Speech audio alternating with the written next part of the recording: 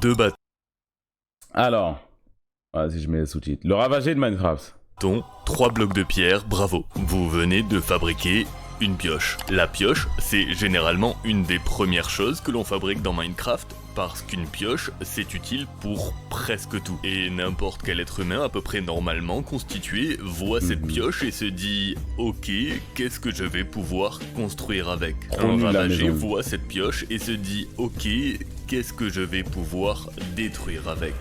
J'ai pas encore vu la vidéo. Mais je pense qu'il va parler de Tubi Tutti. Parce qu'en vrai, c'est là-bas où il y avait les vrais ravagés de Minecraft.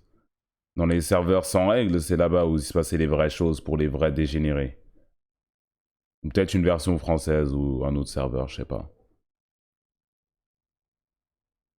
Tenkaichi 4 n'existe pas en fait, c'est sûr. Mais il n'y aura pas d'annonce Tenkaichi 4 avant minimum début 2024, je pense, ou toute fin de cette année. Hein. Oh non, ouais, ils ont juste annoncé le jeu pour l'annoncer. Je sais même pas pourquoi ils ont fait ça d'ailleurs. Ils auraient même pas dû l'annoncer pour le coup. Et honnête, s'il y a un jeu qui n'a pas besoin d'introduction, je crois que c'est Minecraft. Et j'aurais aimé vous dire qu'un jeu aussi doux et poétique que celui-ci fait exception à la règle et qu'aucun ravagé ne s'y trouve, mais ce serait un mensonge. Laissez-moi plutôt poser le premier bloc de la face sombre de ce jeu vidéo. Il a déjà parlé de Tubi Tutti. Bienvenue Ah ouais? dans les ravagés Sur de quelle Minecraft. vidéo?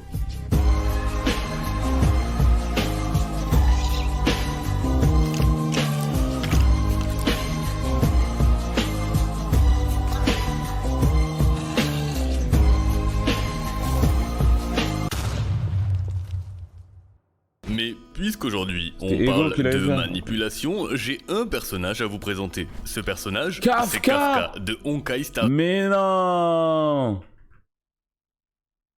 J'ai même pas invoqué, toujours pas. Elle est encore là, la bannière Kafka ou pas? J'ai ni farm ni Très paquet invoqué. de joueurs et j'ai de Minecraft. Minecraft, c'est un sacré paquet de joueurs et En même 6 si les jours, je sais ravagés même de pas ce si jeu j'ai n'en assez pour constituent faire qu'un ne très serait-ce qu'une faible multi, genre. pourcentage, bah un très faible pourcentage de 200 millions, ça reste assez conséquent. Et quand je dis assez conséquent, je veux dire qu'après avoir passé des dizaines d'heures à les trouver, à les analyser et les lister, bah je vous le dis, hein, des ravagés dans Minecraft, il en existe vraiment beaucoup. En fait, regardez, si je les capture tous dans un enclos, ça donne à peu près ça. Et on y trouve déjà de sacrés spécimens, hein. Regardez, C'est quoi, il a lui mis leur c'est skin Minecravenger, le justicier du speedrun Minecraft qui a débusqué les tricheries des autres pendant des années jusqu'à ce qu'on se rende compte Que lui-même. s'il pouvait aussi facilement identifier les tricheurs, c'est parce qu'il en était un. On y retrouve aussi des charognards de la première heure comme Brazo, un créateur de contenu, si on peut appeler ça comme ça, qui s'est empressé de littéralement farmer le décès du légendaire Technoblade à coup de plusieurs vidéos par jour et d'une soi-disant cagnotte qui s'est avérée évidemment fictive. J'ai même en stock quelques escrocs. Lui par exemple, c'est Lugasco et Lugasco en 2014, il a organisé la Minorama, une convention Minecraft qui s'est vue annulée au tout dernier moment, emportant au passage avec elle les rêves brisés de nombreux enfants, ainsi que le joli petit pécule des tickets vendus, s'élevant à plus de 500 000 euros. Et lui, c'est un individu déjà beaucoup plus dangereux. C'est le hacker Anna Senpai qui, en créant le botnet Mirai pour DDoS des serveurs Minecraft, a malencontreusement créé une des armes informatiques les plus puissantes jamais imaginées. Il a carrément fait couper internet à un pays tout entier pendant une semaine, ce qui lui a très logiquement... Ça, après ça, bon, tu te retrouves dans les fins fonds d'Impel Down et tu travailles pour le FBI jusqu'au fin de ta vie, hein. Tu travailles pour créer des trucs pour le FBI comme un esclave pour le restant de tes jours, hein. attirer les foudres du FBI. Bon, je crois que vous voyez l'idée, il y a toutes sortes de ravagés à des degrés plus ou moins élevés. Et oui, si vous vous demandez ce que c'est que cet enclos 2 fois plus gros là-bas au loin, et Et bien c'est quel pays qui a fermé pendant une semaine? Ça devait être un tout petit pays, non? Un petit pays où Internet, ils ont coupé pendant une semaine. l'enclos réservé aux ravagés de type prédateur. Mais je crois que je n'ai plus envie de donner de la visibilité, même négative, à des renifles bambins sans foi ni loi. Alors, pourquoi je vous montre tout ça? Bah parce que dans le lot, il existe aussi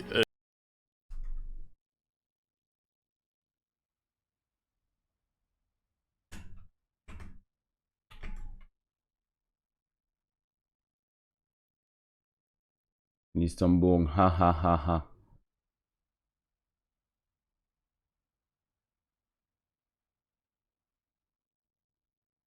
Il s'appelle comment le gars? Ah. It's not every day that you hear about Minecraft in the news, and it's even rare. Squidcraft, non, non, non, non, non, non, non. Andorra. Andorre. Ouais, du coup, c'était un petit pays, ouais, quand même. Andorre, quand même. J'avoue, c'est quand même un pays, mais c'est un petit pays. Cet individu, comme vous le voyez, il est le seul à avoir droit à sa cellule individuelle dans mon repère. C'était le Quacoubert pays. Les bandes de combien de temps? Bandes de combien de temps les ravagé, et c'est pas pour rien. C'est parce que ce monsieur, ou plutôt cet adolescent, aurait pu, à un moment précis, mettre toutes nos vies en terrible danger. Il aurait pu faire s'effondrer l'économie globale ou nous rapprocher très dangereusement d'une 3e guerre mondiale. Et le tout à la seule force de son talent pour la manipulation. Ce gars-là, c'est Open. Eh mais lui, je le connais! Ok, ça, c'est Minecraft Hardcore Faction.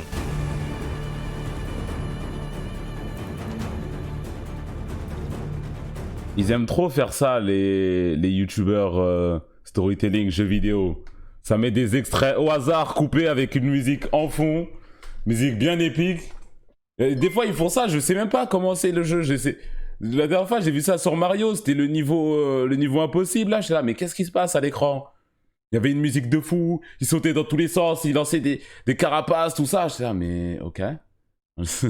Ok, ouais. Stylé, hein. Je comprenais rien. Le but, rejoindre une faction, construire une base et la défendre coûte que coûte tout en lançant des raids sur les bases ennemies. C'est assez simple, c'est du PVP dans sa forme la plus pure, la plus brutale. Mais la particularité du hardcore faction, c'est que si un joueur meurt, il est banni du serveur pour un temps limité, généralement 2 heures. C'est ce qui fait que ce mode hardcore est hardcore. C'est ce qui rend le fait de mourir punitif. Et si sur le papier ça semble être assez logique, dans les faits, lorsque des rivalités, des frictions entre les factions naissent, assez souvent, les joueurs n'attendent pas patiemment la fin de leurs 2 heures de ban. Ouais. En fait, ils utilisent ce temps pour continuer le combat, mais en dehors du jeu. On parle de piratage des comptes des adversaires, on parle de DDoS, on parle même de swatting. Ouais. Toutes ces joyeuseries très illégales sont monnaie courante dans la communauté hardcore faction. C'est le mode de jeu réputé comme ayant de très loin la communauté la plus toxique de tout Minecraft. De toute façon, le PVP, c'est un truc de grand monde dans Minecraft, je le dis, moi. On est en 2016, Open, moi, il a 12 ans et il est obsédé par ce mode de jeu à tel point qu'il a même ouvert une chaîne YouTube uniquement dédiée à ça. Et faut dire ce qui est, bah, le jeune Open, il est plutôt doué. Il est surtout connu pour fabriquer des pièges et constamment réussir à manipuler les joueurs ennemis pour qu'ils tombent à l'intérieur. Est-ce un présage de ce qui va se passer? Vous verrez. Mais en tout cas, ce petit bonhomme, intelligent et manipulateur, rencontre un succès assez explosif sur YouTube, mais qui ne sera que de courte durée.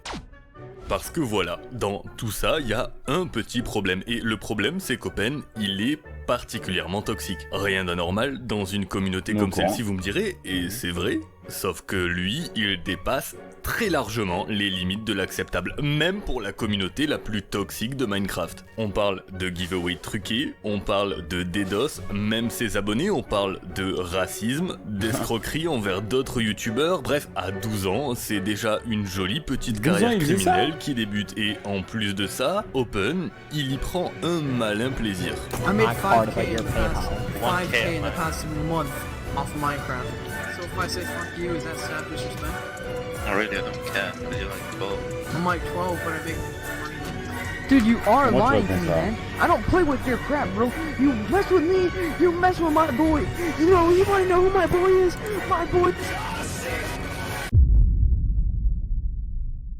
Bon, jouer la terreur sur Minecraft, c'est sympa, mais ça a ses limites. Mais en fait, ça a dû retrouver son adresse très rapidement, non? Devant un petit Comas, tu as retrouvé son adresse, je te mets devant lui, qu'est-ce qu'il fait? Qu'est-ce qu'il fait? Open fait désormais face à un problème. Petit à petit, tous les serveurs Minecraft Hardcore Faction l'ont tour à tour banni. Ah ouais? Après un peu plus d'1 an à terroriser cette communauté, Open est désormais dans une impasse.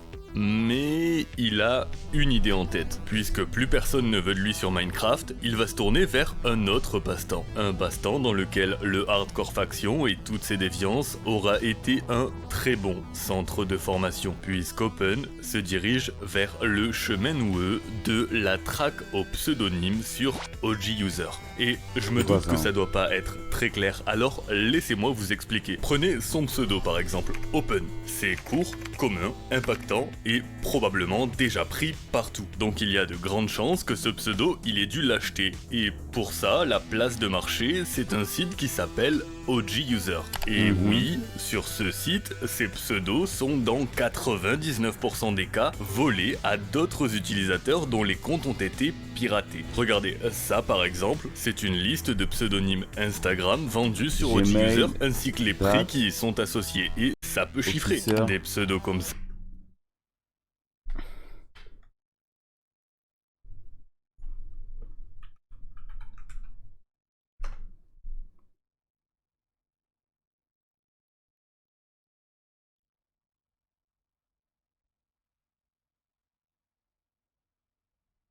Donc tu peux acheter sur tous les sites, genre?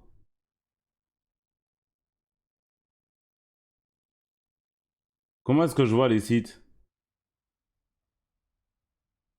Comment est-ce que je vois les sites disponibles? Ah.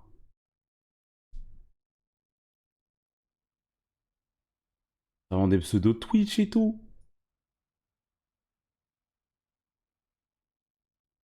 Avec genre des emotes at life. Tu peux t'appeler life. Vomiting.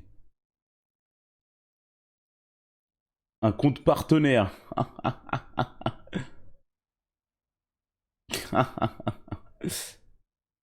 Eh ben.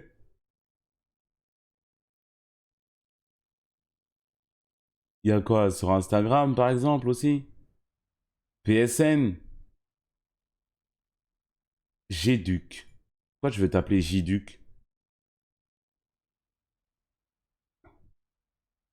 C'est quoi Elxor? Pourquoi je vais t'appeler Elxor?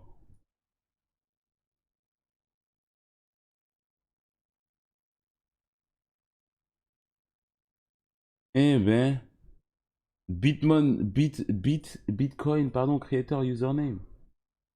Il y en a des choses, hein. Il y en a des choses, hein. C'est rare qu'Atlas sur Insta. Ah, c'est pour ça, Jean.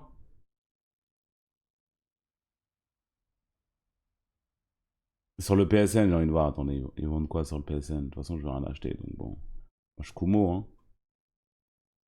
OG PSN. Mais OG comment? Il y a quoi de OG, là? Genre le pseudo OG?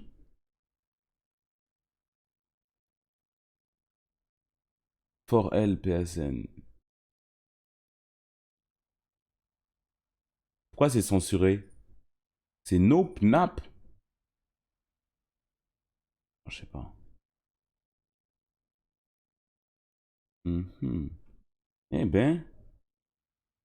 Ça, Mario, Link, Dream, John, Tom, ça a désormais de la valeur dans notre monde. Tellement de valeur en fait que cette année, un homme en est mort. Il ne voulait pas lâcher son pseudo @Tennessee, ce qui a agacé un chasseur de pseudo qui a décidé de le swatter et le pauvre homme en a fait une crise cardiaque. Alors, si ça paraît tout mignon en apparence, de faire la chasse au pseudo, ça l'est clairement pas. Wow. Sur OG User, on parle d'extorsion, de harcèlement, de chantage. C'est très sombre et c'est cette voie qu'a décidé d'emprunter Open. C'est sur OG User qu'il va mettre à l'œuvre ses compétences en manipulation et encore une fois, faut dire ce qui est, il est fort. Il est fort parce que dans son arsenal de compétences acquises sur le hardcore faction, il a emporté avec lui son arme de prédilection pour voler des pseudonymes et cette arme, c'est le sim swapping. En fait, le sim swapping, c'est plutôt facile à comprendre. C'est du jeu de rôle dans lequel vous devez vous faire passer pour un employé de SFR par exemple pour faire basculer les données d'une carte SIM, celle de la cible, vers une autre carte SIM, celle de l'attaquant. Avec ça, on peut berner les systèmes de double authentification. Tout le temps, on vous dit, vous donnez pas... Et donc réinitialiser un compte pour subtiliser un pseudonyme. Et en RPSFR, bah Open il se débrouille vraiment bien. En fait il va passer près de 3 années à voler des pseudos avec cette technique. Mais à l'approche de ses 17 ans, il commence à trouver que tout ça ne va pas assez vite. Au grand maximum, un pseudonyme très rare pourrait se vendre dans les 5000 $. C'est beaucoup d'argent, mais Open, lui, il rêve de beaucoup plus. Et il commence à se dire que sa technique de sim swapping, elle pourrait tout aussi bien servir à craquer bien plus que des comptes Minecraft, Twitter ou Instagram. En fait, cette technique, il pourrait aussi la mettre à profit pour forcer des comptes bancaires, voire encore mieux, encore plus difficile à tracer, des comptes crypto. C'est décidé, Open. Mais là, il n'y a plus aucun rapport avec Minecraft, là. Là, il y a Minecraft. Oui, le gars, il a joué à Minecraft quand il avait 12 ans. Et c'est juste un criminel, là. Un criminel, mais il a joué à Minecraft à la base. Et c'était un méchant sur Minecraft aussi. Il n'y a plus de rapport. Il n'y a plus du tout. Devenu encore plus malveillant, oui. Et lassé de Marvel. ces petites arnaques, il veut frapper un grand coup et sans surprise, c'est l'intro ici Minecraft que les vrais problèmes commencent.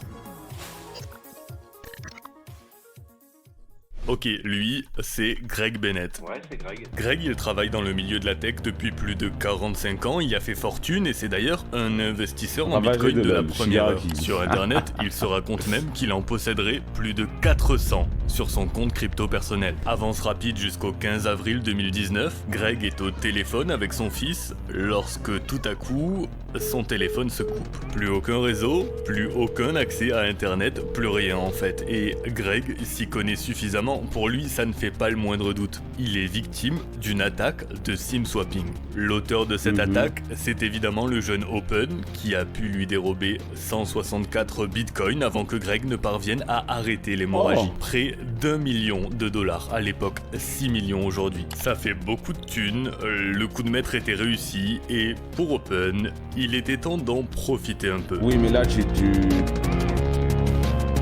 t'es attaqué aux mauvaises personnes. Parti en soirée et tout, que des grosses bouteilles. Et en plus, il utilise son argent bêtement comme as. Il y a un point commun assez récurrent avec les criminels d'internet. Ils ont beaucoup de mal à rester discrets. Open commence curieusement à se rendre au lycée sous habit de designer, sous Rolex et BMW série 3. C'est clairement pas la voie de la discrétion qui a été choisie et il ne faudra que 2 semaines au FBI pour remonter jusqu'à lui, déposer un mandat d'arrêt et lui rendre une agréable petite visite de courtoisie matinale. Ils s'attendent à retrouver les 164 bitcoins volés à Greg, mais c'est plus de 400 bitcoins qu'ils vont trouver. Ce qui laisse très largement penser que Greg Bennett n'a pas été sa seule victime. Sauf que Open est toujours mineur. Il a 17 ans et 4 mois à ce moment précis et c'est très compliqué au niveau fédéral d'inculper un mineur pour des fraudes financières. Donc sa seule sanction, en dehors du fait de se faire virer de son lycée, sera de juste rendre les bitcoins qu'il a volés à Greg. C'est tout. En fait, à quelques mois près, s'il avait été majeur, Open aurait écopé d'une peine beaucoup plus lourde. Il s'en tire vraiment très bien dans cette histoire. Il a 17 ans, il a tout juste échappé à de lourdes sanctions. Oui, mais ils ont le droit de venir le rattraper.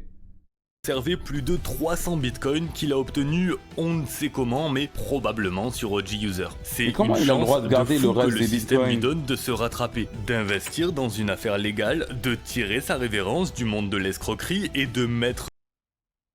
Non mais c'est sur cheat ça. Et toutes ces arnaques, tout ça, tu gagnes des millions d'euros. On dit juste, ah tu vas plus au lycée. Et t'as tout l'argent, tu fais ce que tu veux avec, genre. Pour ta vie, t'es bon à peu près.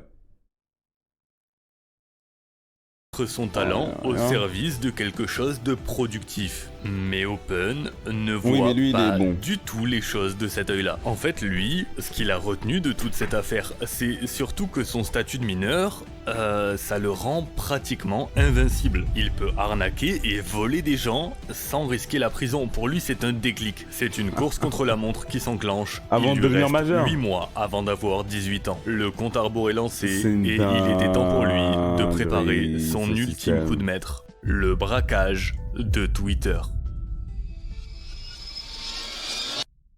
Open est familier avec les arnaques sur Twitter puisqu'il a piraté et revendu de nombreux pseudonymes Twitter sur OG User. Mais ce qu'il veut faire avec ce coup, c'est différent. Il ne veut pas pirater des utilisateurs cette fois, il veut directement pirater Twitter tout entier. Et Twitter, évidemment, c'est plutôt bien protégé matériellement, on n'y trouve pas une brèche si facilement, mais s'il y a bien une chose que ces années de hardcore faction lui ont appris, c'est qu'il existe toujours une brèche. Open commence à se renseigner et réalise que près de 1500 employés de Twitter ont accès au panel administrateur du site. Ce que ça veut dire, c'est que ces 1500 employés ont la main mise sur le site tout entier. Ça fait 1500 opportunités d'arriver à son objectif et vous allez voir que ça ne va pas être si compliqué que ça en fait. Regardez, ça c'est LinkedIn. C'est le réseau social du travail. Il rassemble des employés et des employeurs. Le truc c'est que sur LinkedIn, il existe un abonnement payant, l'abonnement recruteur. Et si les employés ont décidé d'afficher leur numéro de téléphone pour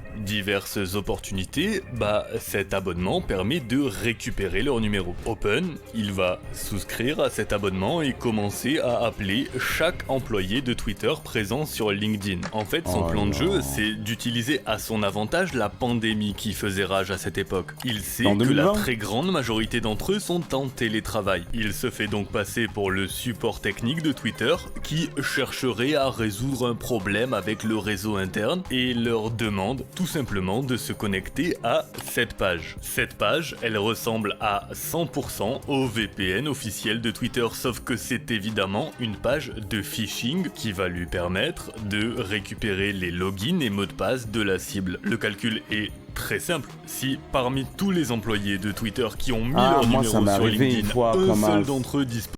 Quand j'étais en 6e ou en 5e, je sais plus, j'avais un compte Facebook et je m'étais connecté sur mon compte Facebook chez un de mes potes.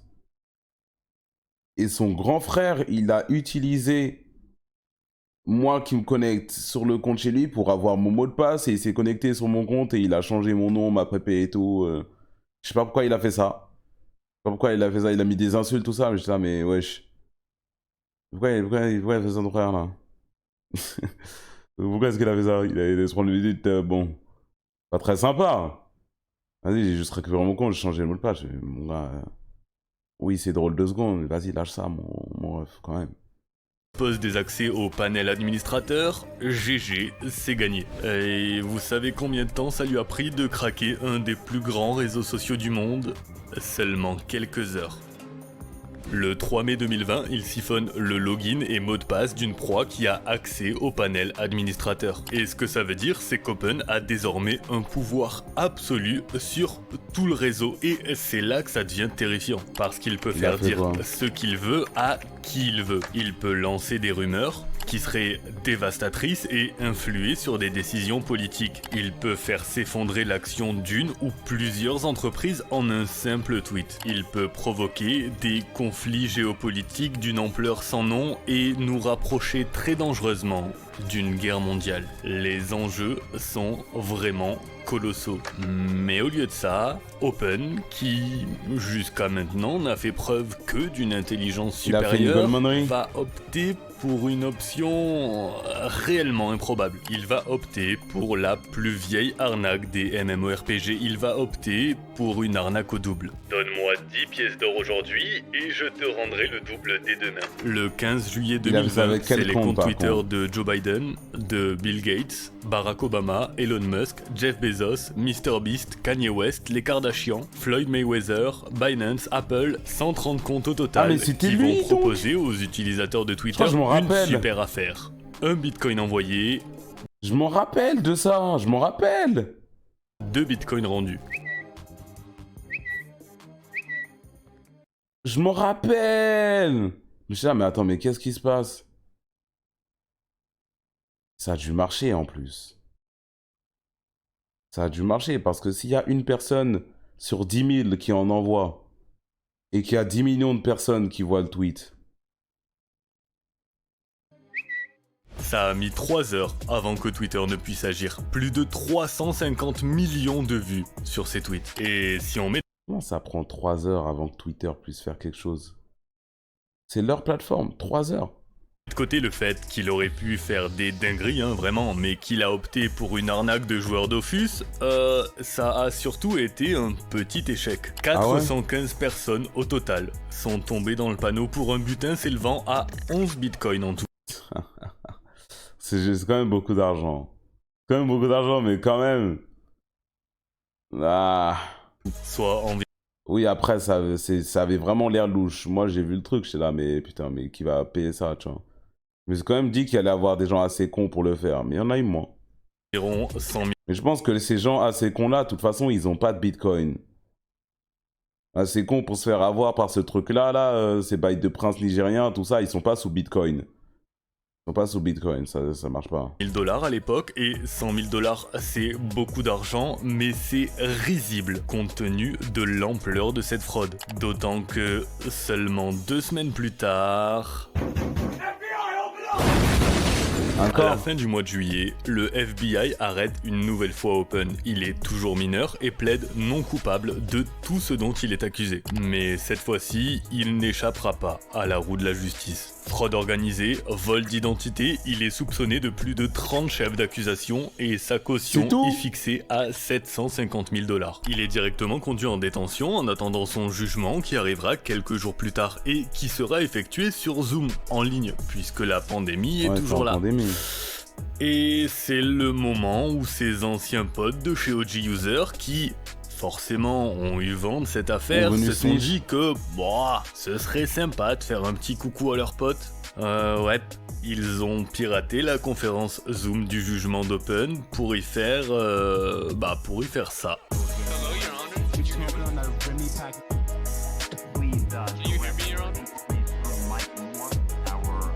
Yo, Your Honor, full like Freemason, go follow you. So I'm removing people as quickly as I can whenever the disruption happens. All right, I'm gonna end this call. Vas-y. 3 ans ferme. Open a pris... C'est tout, 3 ans ferme. Bon, après, ceux qui ont hacké le truc, c'est aussi la façon la plus rapide et bête de se rattraper quand même. 3 ans ferme. 3 ans ferme, 750 000, c'est rien. Parce que déjà, il a volé beaucoup plus que 750 000. Vraiment, il a juste payé avec une toute petite partie de tout ce qu'il a volé. Et 3 ans ferme, c'est quoi? Il sort à 21 ans? Pour le hack de Twitter, à quelques mois près, s'il avait eu 18 ans, il aurait pris au minimum 10 ans de prison. C'est encore une fois le fait d'être mineur qui l'a sauvé, d'autant que sur ces 3 années, il ne passera que 7 mois derrière les barreaux et le reste à travailler dans une maison correctionnelle. Open est libre depuis le 24 février 2023 et dans précisément 3 ans, lorsque son interdiction d'utiliser un ordinateur ou tout objet connecté sera levée, il pourra récupérer les minimum 300 bitcoins qui l'attendent bien au chaud et continuent de prendre en valeur, s'élevant aujourd'hui à 12 millions de dollars. Donc. Le piratage de Twitter par Open, aujourd'hui, c'est considéré comme un des piratages les plus audacieux. GG à lui, il a gagné. C'est un exploit en termes d'ingénierie sociale qui a été réalisé par un simple adolescent qui a appris toutes ses stratégies sur Minecraft Hardcore Faction. C'est lunaire, mais c'est surtout ce qui l'a mené à sa perte. Le système lui a tendu la main plusieurs fois et à chaque fois il a décidé de la mordre. Pourquoi? Parce qu'Open n'a pas su s'arrêter. Il n'a pas... Oui, mais il a gagné au final. Là, ça sert à rien de faire comme s'il y avait une morale, Combo, mon gars, je t'aime bien. Hein. Il a gagné, là. Il a fini le jeu, il a 12 millions qui l'attendent comme as, tranquille. À 21 ans. Il a fait 7 mois de 11, c'est tout. Compris l'importance de parvenir à dire il a stop. Gagné. Ce qui m'amène à vous, à moi, à nous et à cette série de vidéos. Au cours des derniers mois, j'ai adoré vous emmener avec moi explorer le ravagisme dans le jeu vidéo et d'après vos retours, ça vous a aussi beaucoup plu. Mais je crois que j'aimerais arrêter pendant que c'est cool plutôt que d'attendre que ça devienne nul. Il y aura encore 1, voire 2 épisodes, mais nous sommes sur la fin d'un arc. Parce que mes envies ne sont plus tout à fait les mêmes et parce que produire un épisode des Ravagés, c'est devenu pour moi en quelque sorte la solution de facilité. Sauf que vous méritez bien mieux que ça. Vous méritez plus gros, plus grand, plus beau, vous méritez que je vous offre le meilleur de ce que je suis capable de produire et à défaut de réussir, je vous dois au moins d'essayer. Parce que parfois, savoir s'arrêter n'est pas le point final d'une histoire, mais plutôt le début d'un nouveau chapitre.